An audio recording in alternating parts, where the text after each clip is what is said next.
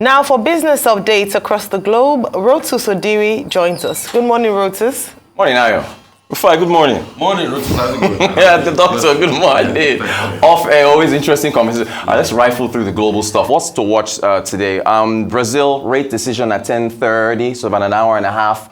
12 noon, U.S. mortgage applications. What's happening in the U.S. housing space as far as mortgages? Rates have been rising, so a mortgage is getting more expensive unless, of course, you have a fixed rate mortgage, in which case, if you locked in before 2019 or so, maybe 2020, you're probably okay. But if you have a floating rate mortgage, which moves up and down with rates, you're in trouble. So we're expecting that mortgage applications will actually fall if the fixed rate mortgages, or rather, floating rate mortgages versus fixed rates, if the ratio is higher. 1:30 p.m. Treasury funding. U.S. Treasury saying they're going to issue about $1.8 trillion or so of Treasury securities in the second half of this year. That means debt is going to go up, and we're going to get to Fitch in a second. Qualcomm earnings, so we're going to be getting that later on, probably after the bell. So as far as the U.S. is concerned, the news coming, Asian stocks were mixed. Just skip past Asian stocks. The U.S.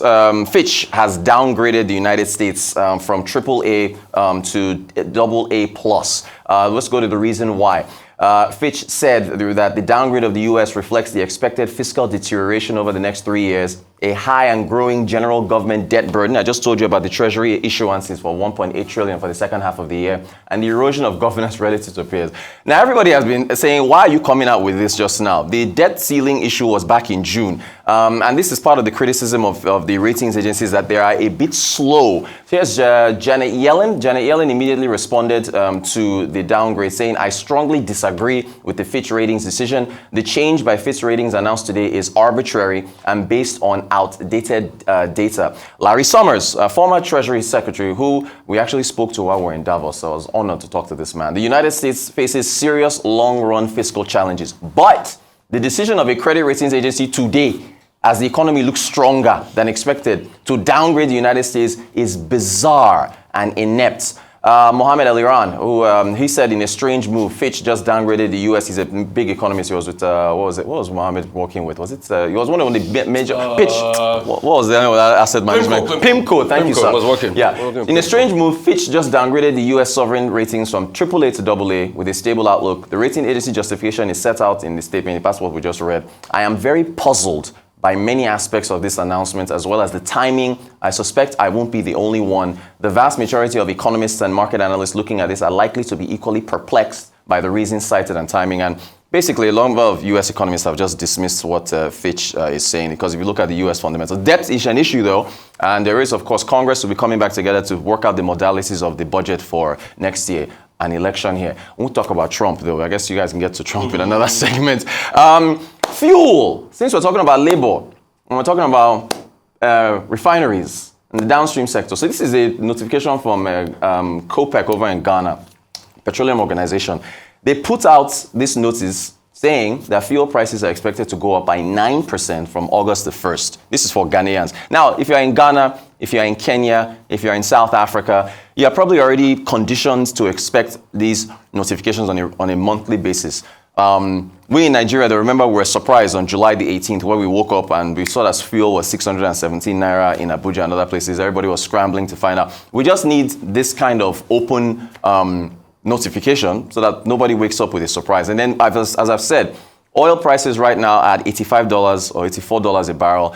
Goldman Sachs is saying that we can get it to 86. Check out this calculation here. This gentleman is in the downstream space. Now, I'm still trying to work this out. These are two grades of fuel, for AGO, for diesel, and then for PMS. Now, without getting into the technicalities, gas, oil, Euro, low sulfur, there are different grades, and that 010823 is the 1st of August 2023. $877.25 plus another 50, getting you to $927 per metric ton. Divided by 1,064 gets you 79 cents per liter, multiplied by, I'm so sorry, this is getting into technical weeds here, 869 is the parallel market rate, gives you 692 naira per liter, LDC circa AGO minus the freight. Below that, another grade for PMS, he does I think NW is Northwest East barges or so. August 1st, 960 plus 50, 1,010 per metric ton, divided by 1341, 75 cents a liter, gives you times 869, 655 naira per liter. So that's looking at just August, because these are futures that are where these grades are calculated. So that's just an idea. Now, this is of course higher than what we have at the pump. So for us, oil prices rising basically means that you should prepare to pay more at the pump.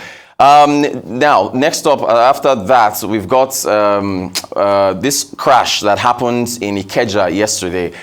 If you remember, I don't know, is it probability theory from your mathematics classes, when you grow a probability tree and you have different branches? The fact that nobody died in this accident is nothing short of miraculous, because this road, and I don't want to get into removal of fuel subsidies and trying to justify anything, but the fact that there were less cars on the road is actually, we're actually grateful for that it didn't. Can you imagine if this is what's it called, Oba Akran, right?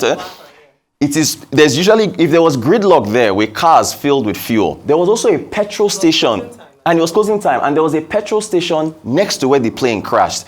No one, look, the carnage that could have come out of this accident, I mean, maybe we can chalk it up to the pilot in that he navigated where to land, or just pure luck, or if you want to get supernatural, you can go there. But we really avoided, look at the flames. I mean, just incredible stuff. Then I don't know if this was already discussed. Since Labour is meeting up, Nuhu Ribadu's comments from a couple days ago. I thought this was remarkable. I'm not sure if you've discussed it already. Take a listen. Meeting was an opportunity for us to appeal to the Labour leaders, and by extension to Nigerians, that we are facing difficulties and challenges, not our making. We inherited a very bad situation. Most of the problems that people are talking about is not the creation of this government. This government is barely 2 months old, 60 days, and since we've been facing these difficulties and challenges. We have a president, a listening president, an engaging president, a president who will want to have a conversation and react. And he's doing that. He's really, genuinely, honestly doing it. So what we are talking and what the appeal that we are making out to, just not the leaders, all Nigerians, please understand what is going on. Please give us that support that is needed and required. We are working. We are trying to change things. We inherited a very bad situation.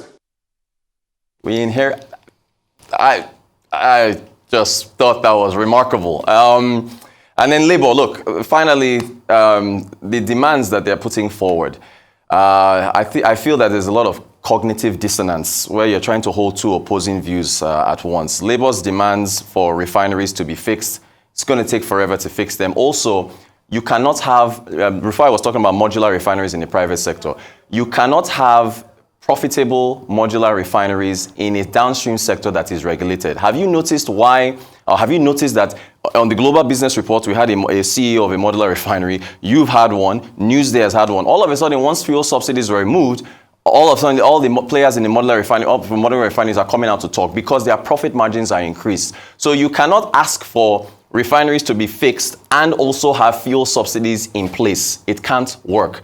Doctor was talking about the fact that they want teachers to be paid more. Well, hello, the public schools are supposed to be revenue generating assets, and fees have gone up. You cannot complain about fees going up, which is supposed to be able to improve the remuneration of teachers, and also want government to continue to keep fees down and subsidize education. So the FAC allocation that we just got, which by the way is as a result of the liberalization of the foreign exchange, brought in 1.9 trillion, is where you're going to get money to pay more teachers. So Labour needs to be very realistic about the demands that they're making and how they can be implemented. Okay. Later. So much to talk about. Plenty. From Fitch rating in the United States to all the other issues. But we understand that Niyo Oyelowo, our rice correspondent, is on the ground in Victoria Island. Okay, he's not available now. Yeah, Okay, when it's available, let us know. And then we'll try to take a look at the situation in Lagos. Who wants to respond to Rotus first? No, so I'm going to respond to you first. Oh, this please, is the argument of the Labour. Yeah.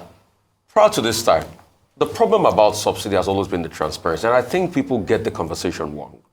The transparency with the subsidy removal process itself and what happened. the lack of transparency, even on the part of the petroleum, what is it called, the NNPC, as regards that regime and what went on. The fact that they've been saying modular refineries, we have, they've been talking about turnaround maintenance of the refineries all this while, and they keep giving deadlines, and we don't get modular turnaround of modular refineries. The argument is, if you have your stock and refineries produce locally, you'll be able to eliminate some costs. Not that fuel price will go back to 185, don't get me wrong. But you'll be able to eliminate some costs like the landing costs and all of that. And also, do you know there are some provisions in the laws that says that to be able to guarantee energy security locally, there are some provisions that say you can also sell to the refineries in Naira as against the international price of dollars so that they are able to produce to guarantee energy security within. At what exchange rate? If at the local, as a Naira. I know, but what exchange rate is in dollars? Crude is priced in dollars. Yes. What exchange rate in Naira? So if that comes into play. Rufai, what exchange rate? Now, You Rotus, can't, no, don't dodge.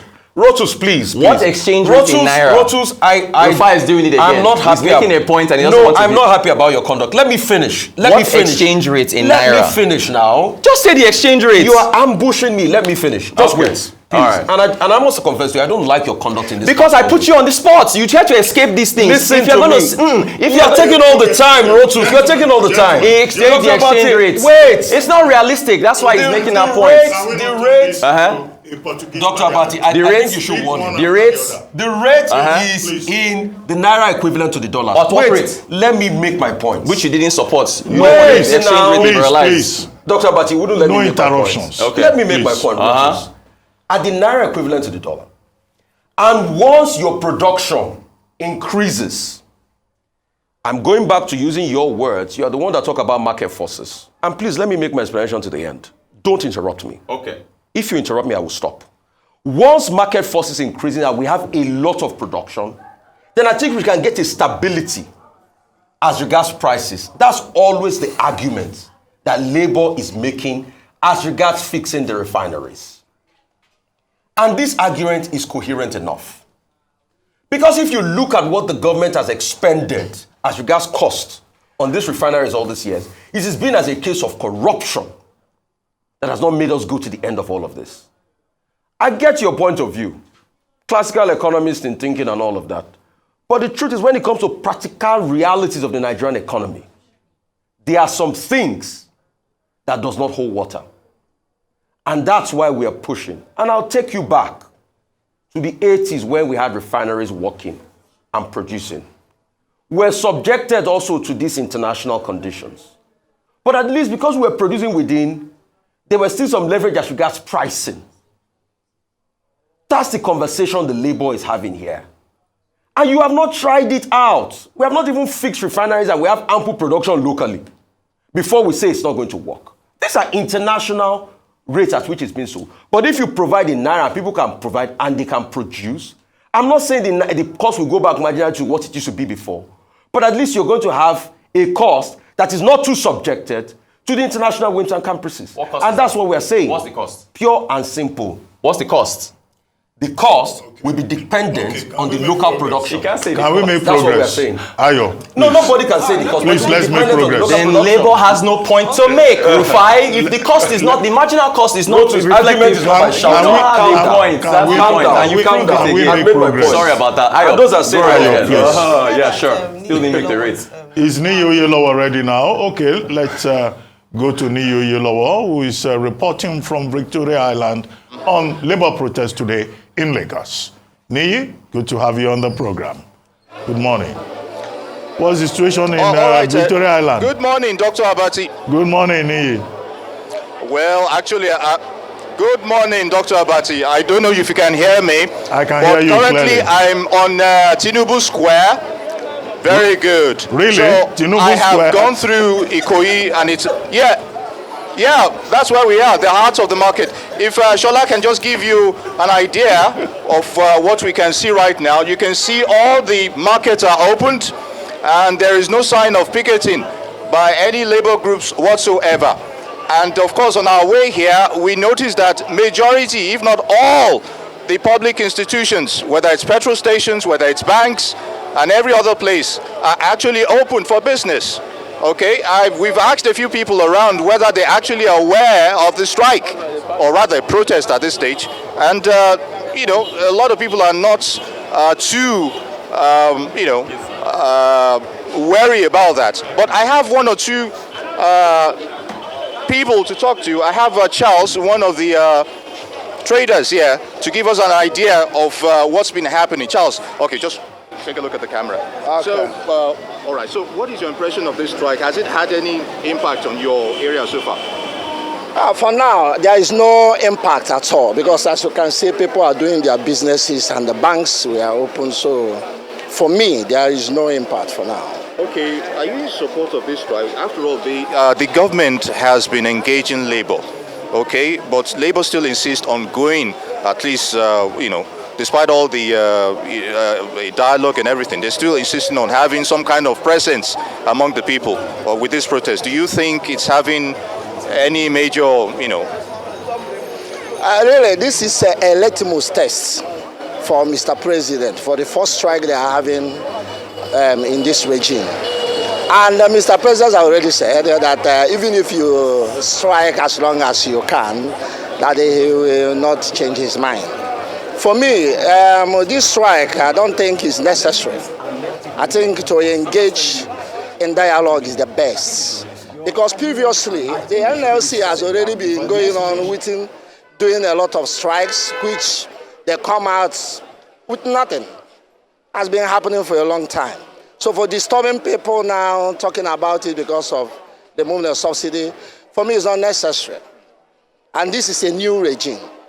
I believe in dialogue. I believe to give Mr. President at least 6 months to know if he can change things. But if he does not, we can go for strike. And then you will support him then? Sure, I will support that, because we are talking about the effect it has for masses, for commoners like us. We are talking about buying fuel lesser than what we are doing. We are not enjoying it, but he has reasons to say this. So we say, okay, let's allow him to do what he thought he can. Okay, you've just spoken for yourself. Okay, but what has been the mood? Because earlier when I asked you, you sounded a little bit surprised that, oh, is there actually a strike going on? I don't even know there is strike, actually. No, but even if there is strike, it's too early to know if it has effect or not. Yeah.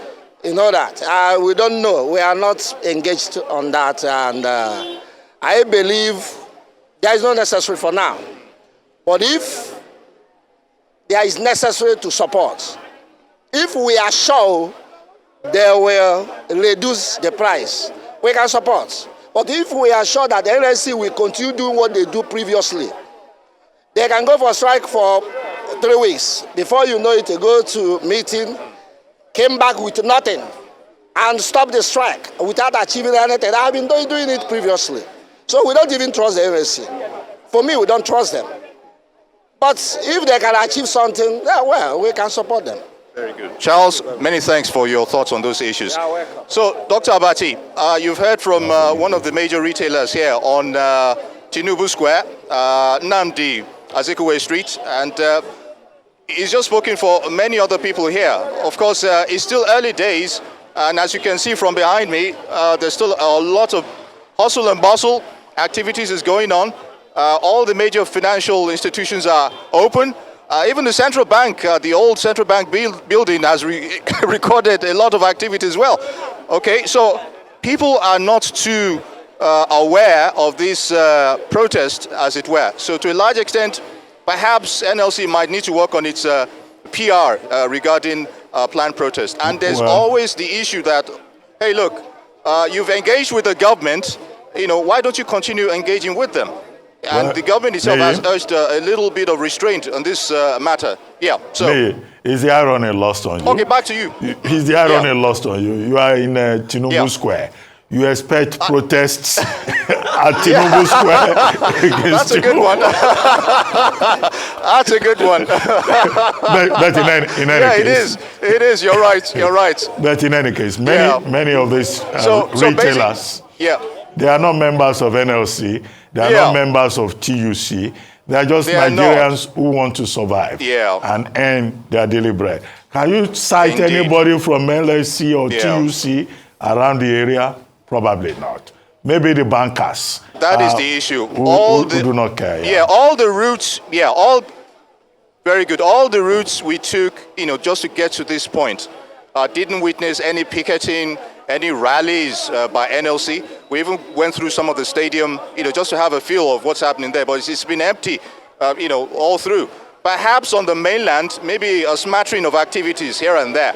But you want to ask, is that really having an effect so far? Despite all the publicity given, this protest, if they want to call it, you want to call it that way. So basically, that's what's happening right now. So there's nothing much happening regarding, although it's still early days, still early hours, but as you can see behind me, people are going about their normal business, and they're not, too keen on having a strike now, with all the hustle and bustle of trying to make a living out of the little they have right now, which is still being tested or contested, as it were. Doctor, back to you. All right. Thank you very much for... I don't know if you've been able to speak to, like Doctor had mentioned, with regards to actual members of the unions and what their reason behind not participating in the protest. Is it organization-based? Is it because of personal reasons? Because there is that sense that people just want to live, and the fact that perhaps strikes in the past, have they been very effective? Are there other ways to address these matters? So it'd be great to hear from the people, or perhaps the sense from members of the unions, why they haven't joined the protest, particularly we've heard from the Lagos State Motor Parks and Garages saying that they're happy with the announcements by the governor. But what would be the reason of workers in Lagos State who are part of the organizing, organized labor? Well, we've tried to get in touch with some of them. Unfortunately, maybe because of the activities, or frenzy of activities they're involved in at the moment. But unfortunately, we weren't able to get to them. But I guess from the lack of presence of NLC itself in picketing, in doing rallies, normally you'd expect in the old days. It's usually a massive event, occurrence. Almost at the same time, you find a mobilization of people, if not the NLC itself, at least people to join them. But that's not the case here. So I don't know if there's a case of a defeatist stance on the part of people that, hey, look, maybe now is not the time to have so much strikes. Yes. And you've had some in the past, and we're not getting that much. Results, as it were. So unfortunately, we weren't able to get through to them. We tried one or two calls, but they were adamant. All right, thank you so much, Niyo Yelowo. We'll continue to monitor what's happening on ground in different parts of Lagos and, of course, the rest of Nigeria to see just how well people have participated, or if they are participating in this nationwide strike and protest. We'll come back to the studio. Rotus is still here. But your eyes, you can see it. They're not protesting, right? They're not. No, they that's have to just survive. one place, Rotus. That's just well, hold on. in Abuja. You can't do this. You can't come and just bash and say labor because you're a classical economist. You don't believe in sociology. Ayo is the one who has the floor. I was just going to please go say ahead. that. Ayo, you have Thank you, the floor. Doctor. I was just going to say that in Abuja we saw footage and they were protesting. So this is just one part of Lagos, and we look forward to speaking to our correspondents who are on ground. And it brings me to the question, Rotus. To be fair, the polls in terms of the people, this conversation around should we go to protest, should we down our tools, has been had. And a number of people seem to be loath to do that. Let's look at the cost of strike actions and downing tools, especially with regards to the current economic climate. As Niyo Yelowo said, people just want to earn a living. They want to go and make some money. The money is not even enough to pay for fuel, at the current rate, or to buy food sufficiently, and then you want us to down our tools. in the past, what has been, do you have an idea of what the cost of strike actions are in terms of productivity, in terms of loss to businesses? Who are the people who suffer most during strike actions like this, when people are asked to down their tools? And then, is this the way to go? Even if organized labor wants to have a conversation or demonstrate their protest or demonstrate their angst at current policies which they say are anti-poor, are there better ways to go in about it, or are strike action still the best way in the Nigerian context? Yeah, the better way to go about it is probably to have economists and people who know how markets work to join labor so that their arguments can make more sense. Are you saying you just said now that people want to make a living and people want to be supported. The government, you want the government to pay more money towards supporting people. So, welfare. Where do you think the money is going to come from? Do you think the money is going to come from the sky? I go back to the FAC allocations. The FAC allocation historically high at 1.9 trillion. The government held on to 1 trillion, saying they didn't want to pump too much to money supply because it would jack up inflation. Your productivity is not matching the amount of money supply going in. Classic definition, too much money chasing too few goods.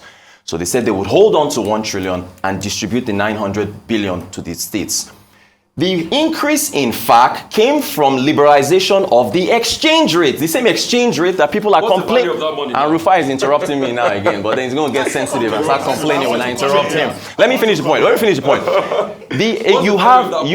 You have more funds coming into government, and that is what is going to support the initiatives that you are going to put forward in terms of trying to support welfare or anything else. So labor has to understand that their main thing here is minimum wage. They want minimum wage to go up. You have to have a sit-down, proper dialogue with government. President Tinubu said that it will happen. So this is, at this point, not necessary because, again, cognitive dissonance. Doctor, go ahead. Okay, with regard to labor, I have made a point earlier this morning that labor has put forward a very robust response to the president's national broadcast. And Labour is saying that broadcast does not go far enough in terms of meeting their expectations. Number two, we have argued endlessly that the right to protest is constitutional. So it is good. The only good thing you can take from all of this is that government is respecting the right of Labour to protest. Even if the IGP has said, if anybody tries to go out of line, he and his men will have to ensure, peace and security. That's also in order. But as to the details, now the strike has started. They say it will be total and indefinite. Government has to work on it and look for means to address, the areas of disagreement. The other part of it, the only irony that I see here, is that we keep harping on these refineries. Well, maybe I just came in from another country. These refineries that were destroyed through incompetence, through mismanagement. The people who work in those refineries, are they not members of NLC and TUC? Is there a sense in which labor is also complicit? Bless you, sir. In this matter? Thank you, Doctor. Because when you talk labor is part of the problem, in my view.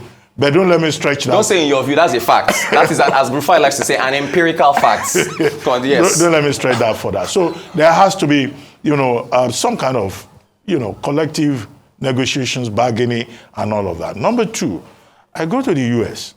Fitch, when I saw their report, they said they have downgraded US, currency default rating from AAA to AA plus. Yes. I asked myself, what's the difference between AA plus and AAA? As an ordinary man, it still looks okay to me. However, as an educated person, I'm aware that Fitch had placed, the US on negative rating since May.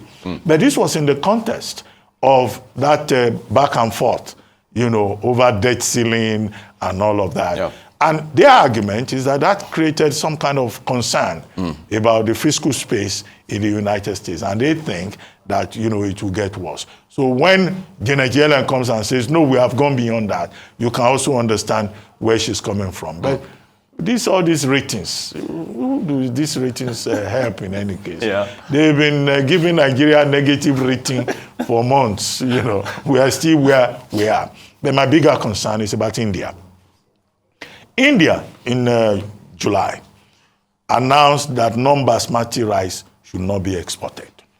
Okay, now I saw a report saying this is beginning to have effect in Asian countries, in also Middle East and African countries. So I took my time to look at the report. I didn't see Nigeria there. Yeah. So is there a reason for us to jubilate?